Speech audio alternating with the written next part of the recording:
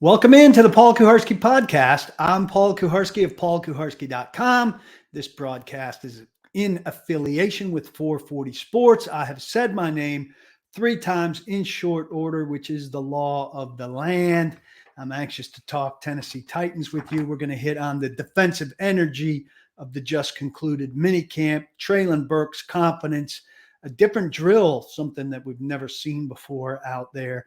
The deal with Kevin Byard right now, and a little bit more, brought to you by Jasper's Restaurant in Nashville, a fine eatery. There's room for a primary sponsor on this podcast, so get in touch with me if you're interested in that slot. I'd love to talk to you about it, and away we go. The offense right now has good energy by the very nature of what the offense is doing, because the offense is new. There's new terminology, one-word play calls, different tempo, faster.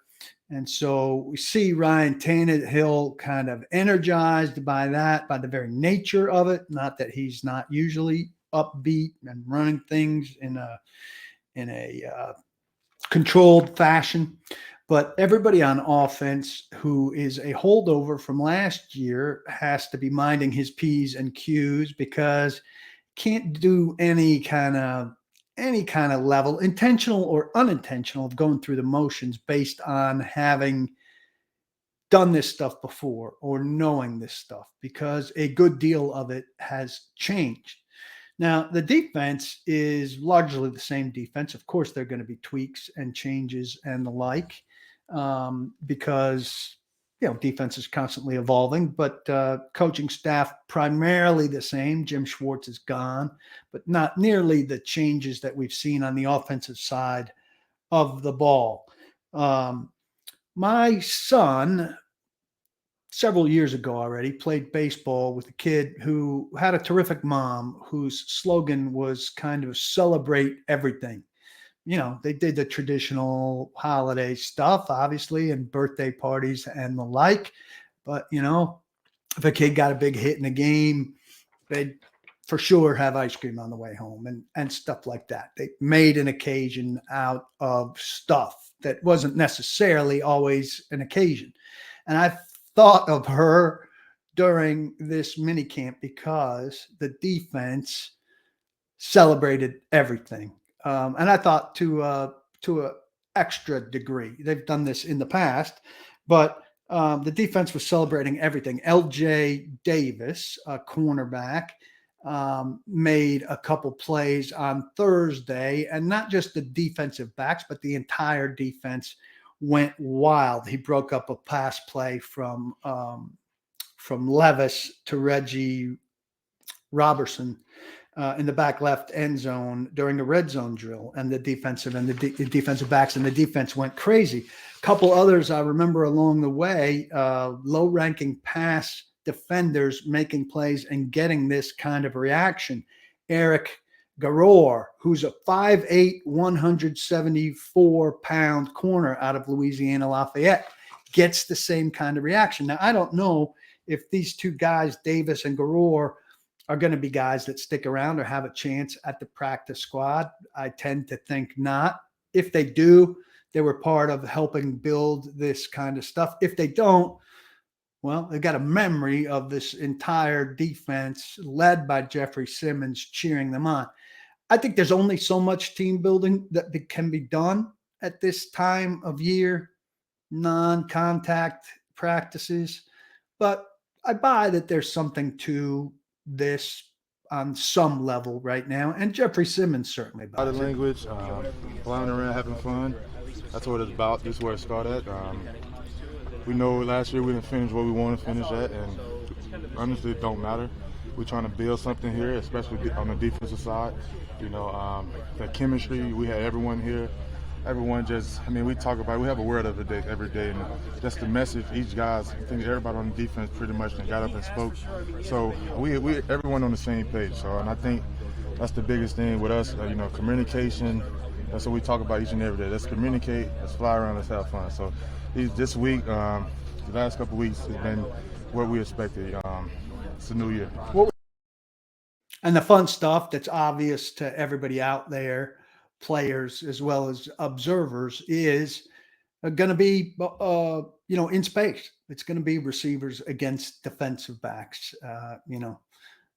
A clear sack where a rusher beats an offensive lineman, and a play gets stopped for a sack. That's going to happen once in a while. More often, that play is going to continue because that defensive end or edge player is going to run by the quarterback.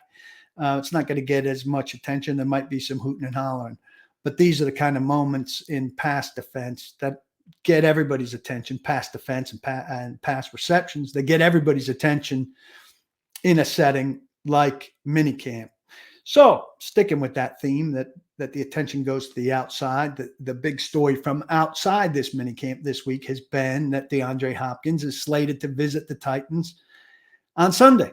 They kind of came out of nowhere to be a team that earns or has won the first visit from DeAndre Hopkins.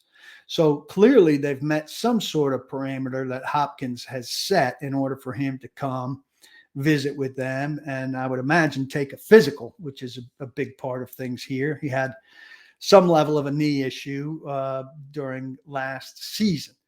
Look, this is big that the Titans could get him here for sure. And if they were to sign him, he would be the best and most proven receiver on the roster automatically. But, this isn't all fantastic. I think they'd have to restructure one guy. Harold Landry's probably the best candidate.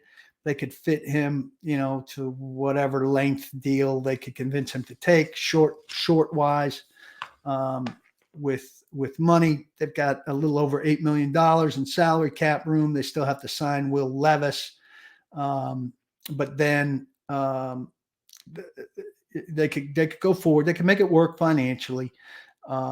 Cap space after this year is not an issue.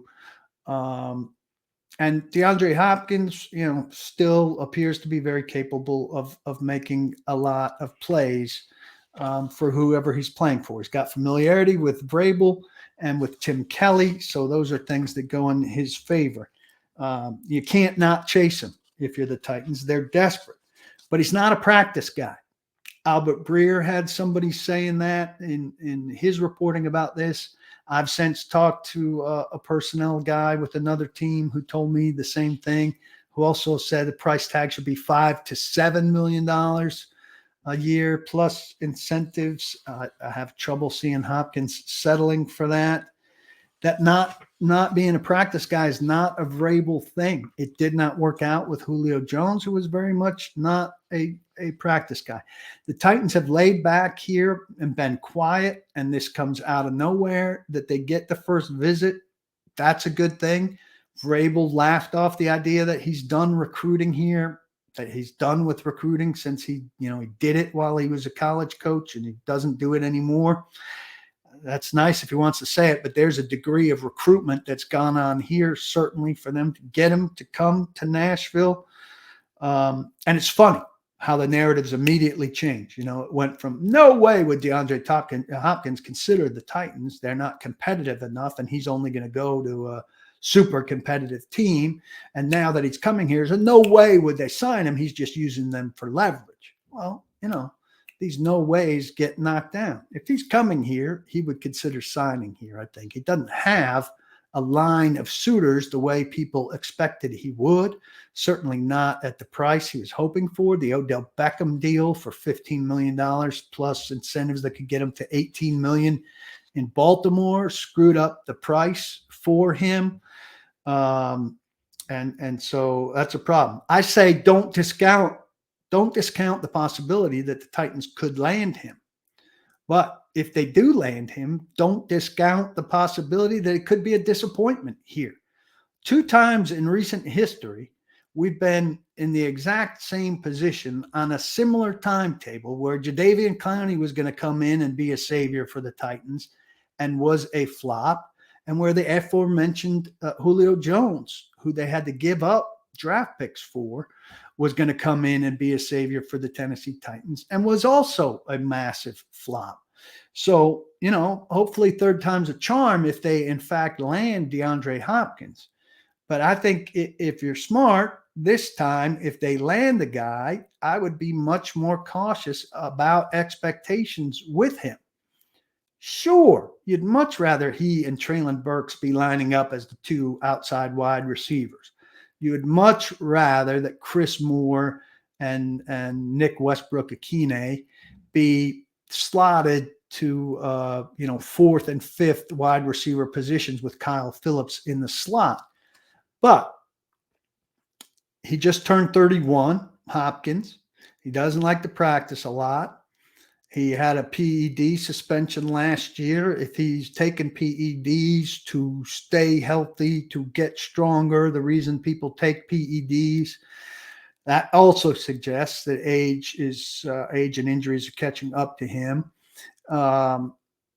Got to reduce the expectations and let it be gravy if he comes in here and is the DeAndre Hopkins that used to slice up the Tennessee Titans for the Houston Texans. Let's learn from the expectations that there were for Julio Jones. That's probably not the DeAndre Hopkins that we became familiar with in Houston walking through the door, that it's a lesser version. And then let's hope that he's not Carl Pickens, Randy Moss, Eric Moulds, Andre Johnson, Julio Jones. There's a 5-pack right there of receivers who come to this franchise late in their career, and the 5 of them collectively offered virtually nothing. Titans, again, are in a position where they're forced to chase this. I think all of us would wish that they did something earlier, younger, but they're due for a home run with one of these guys. But don't bank on it. Don't bank on it. Funny story about last week, and I know a lot of you watched this podcast on YouTube. I hope a lot of you who watched this podcast on YouTube last week watched it later rather than early, because if you watched it early, you saw a gaff-filled rendition of this. So I edit it, obviously, after I film it. I usually have a couple false starts at the beginning. I have to tighten up the beginning. I tighten up the ending. And last week, because I didn't plug in my computer, I had to pause in the middle because I was running out of power. I had to run over and plug it in so that I could make it all the way through the podcast. So I somehow in the editing process, I did the beginning and the end of one version. And then when I went to do the middle, I did the middle of another version, and I posted that version. So it had all my false starts at the beginning of the podcast on the YouTube version on YouTube. And then I went to Memphis with my son for a baseball tournament. I got back and I saw that there were some comments on the YouTube version, and they're calling me names, the bad ones, and the good ones were making lighthearted fun of my poor editing where I had included the false starts. So I somehow was playing with 2 files instead of the same file. I told Simon what an idiot I was and what I had done, and he said, well, fix it. Like, hey, my name's on this too. So, of course, I immediately took it down and went to fix it, commented, to the people like, hey, that was an all-time stupid mistake and all of that. Prayed that nobody was going to, put it up on Twitter, what I had done. And maybe one of you has it out there and ready to blackmail me with it at any time. But here I am being candid about my stupid mistake. So I can assure you that this edition of the Paul Kuharsky podcast on YouTube will be very well edited. And also, I'm plugged in right now, so there will be no break in the middle. Really stupid moment. Treylon Burks. Treylon Burks is a completely different guy right now than he was last year at this time or at any time. He is exuding confidence on the field. He looks like a number one guy. He's made a lot of good catches this week, maybe the best. He went, they worked red zone Wednesday and Thursday, and he took a pass from Ryan Tannehill that was, qualified as 50-50-ish. but wound up 95-5 the way he just went and plucked it away from Roger McCreary, a man from a boy, given their size and strength differential. Really impressive.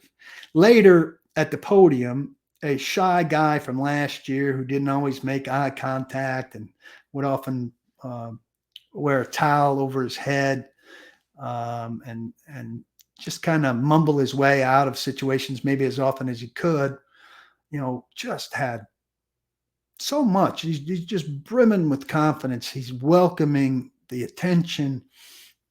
He's welcoming the role. Here's just a sample of the way he's talking right now. Really hasn't been a challenge like it was last year, just because me being here the whole off season. So that's helped a lot. Just being able to go in with Ryan, Malik, and Coach Rob and Tim, and just get ahead on certain things, and just making sure, like, when it's time to come out here and practice, that I know what I'm doing. So, right. I think there's a legitimate reason to be excited about this guy right now. Trouble is, unless Hopkins is here, he's going to be double teamed regularly. He's going to have to figure that out. Hopefully for the Titans, defenses will still, and I think they should be primarily concerned with Derrick Henry. Load the box, try to stop Derrick Henry at all costs, worry about getting beat over the top after they get beat over the top. But Treylon Burks looks smooth. He looks smooth. Be excited about this guy. But you got to have with him, because he had some injuries last year, some concern. I think there's trepidation with everybody on this team who's been hurt before, and also everybody who hasn't been hurt yet because of what it's gone through the last 2 years. A bit more about him coming up, and a story that maybe will attach itself to him throughout his career, I wonder. We're sponsored here by Jasper's, a fine bar and restaurant on West End Avenue in Nashville, just off Interstate 40. I can't say enough good things about the place. I go there periodically with my headphones on, catching up on a podcast. You should be catching up on this one. Take this podcast, go to Jasper's for lunch or early dinner, sit at the bar, order up a fine drink or a cold beer, get some dinner, do some reading. You multitasker like I am. I read and listen to a podcast, absorb both completely, I guarantee you. Or if you're not a loser like me and you have friends with you, you can go out on the patio, play some free Pop-A-Shot, some free shuffleboard. You've already have parked for free if you're there.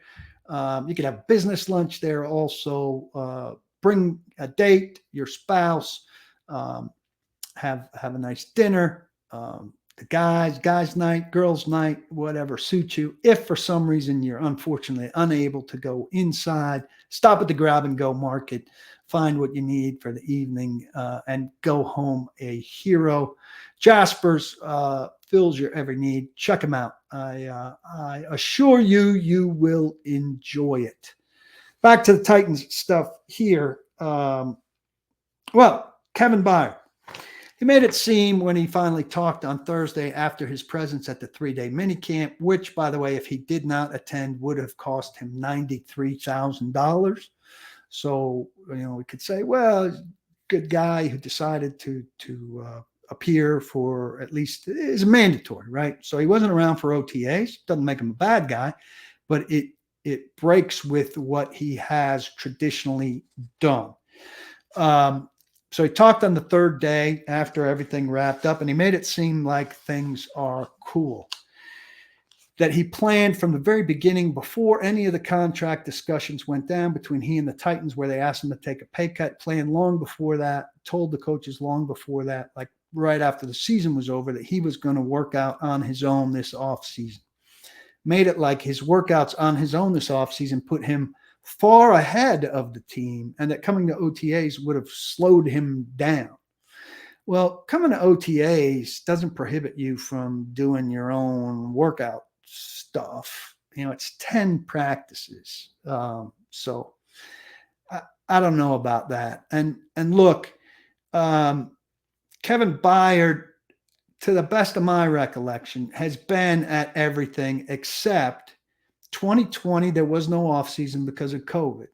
And early in 2021, the NFLPA really pushed its guys hard not to go to off-season voluntary workouts because the Players Association was building a case and had a little bit of momentum with its membership to say the 2020 season went fine with no workouts in the off-season. Things came off without a hitch. There wasn't a slew of bad football at the beginning of that season. There wasn't a slew of injuries at the beginning of that season, with no off season, with a different kind of preseason, with no preseason games. So let's build off that momentum, the PA said to the membership, and let's show them that these voluntary workouts are unnecessary and we don't need to be there. And so attendance was down across the league, and Byard was one of the veteran Titans who didn't show up for the early part of the Titans workouts, if I'm remembering that correctly.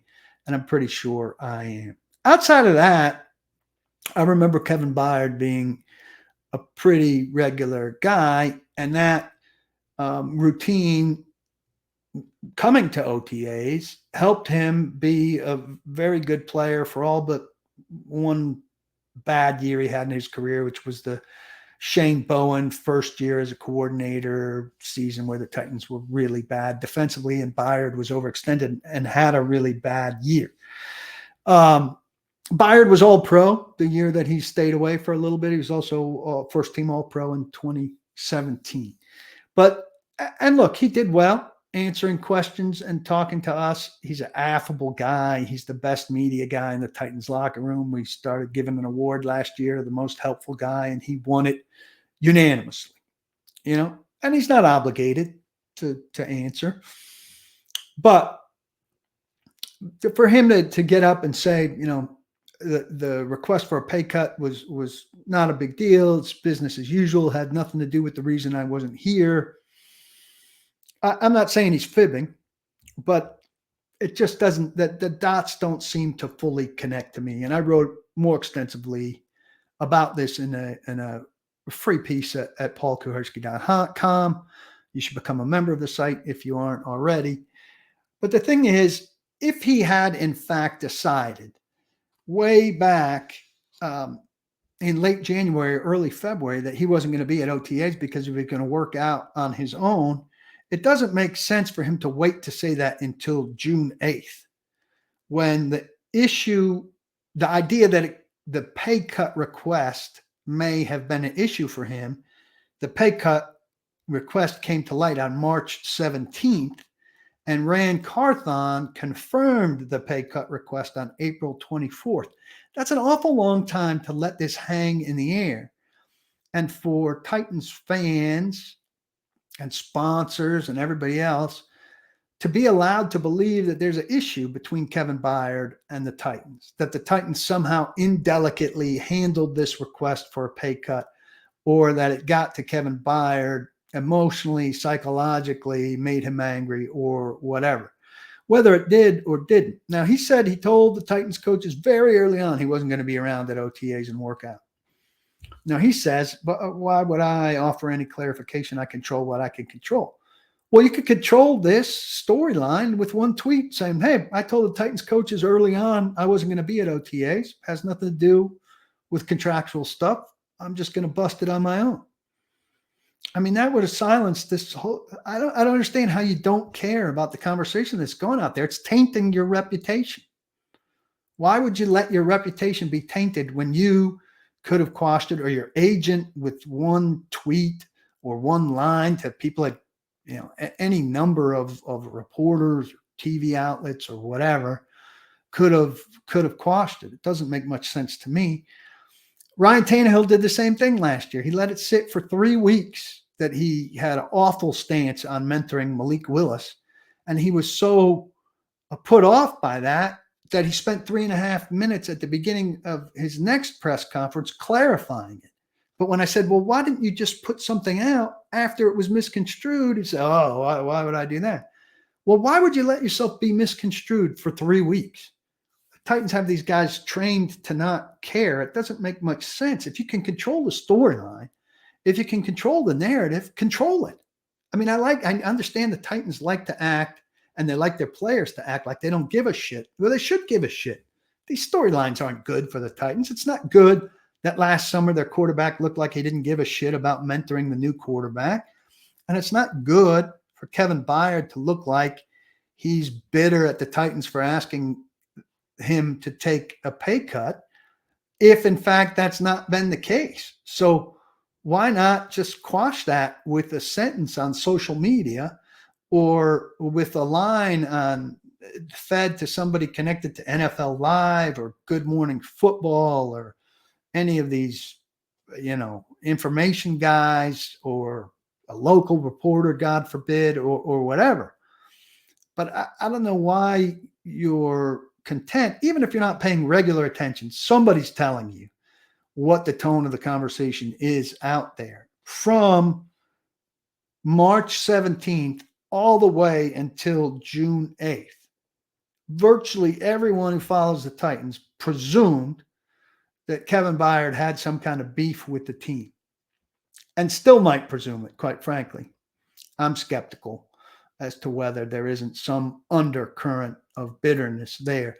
And another element of this is, they signed Jeffrey Simmons, and I don't doubt for a second that Kevin Byard was perfectly happy for Jeffrey Simmons.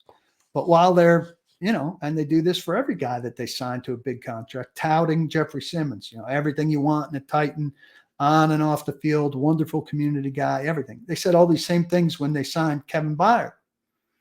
But Kevin Byard's probably hearing this and he's thinking, hey, I'm all those things too, and you just asked me to take less money. And I've represented you in the same way Jeff Simmons has. It's got to hurt him on some level. Not on a level where he's going to sit at a podium and tell us, but you believe there's nothing there? Do you? I don't know that I do. One drill that was run at practice on Thursday that I've never seen under a slew of wide receiver coaches. Rob Moore's done a good job with what he's had to work with since Mike Vrabel took over. He's been his coach at wide receiver since 2018. So the receivers were running to a cone, cutting back a little bit, and running to a dummy, a tall bag. And Pat O'Hara, now who analyzes the passing game, was throwing passes to the top of that dummy. The defensive back was supposed to kind of get a hand on that dummy, and at the point the ball arrived, get a hand on the dummy and get the other hand on the ball, knock the ball down, play defense, so to speak. So it's a misthrown pass. Turn into a defender and make sure that doesn't turn into an interception. Now, there's a lot of room for a joke here. They've seen their quarterbacks throw, and they know their wide receivers are going to wind up playing defensive back on this.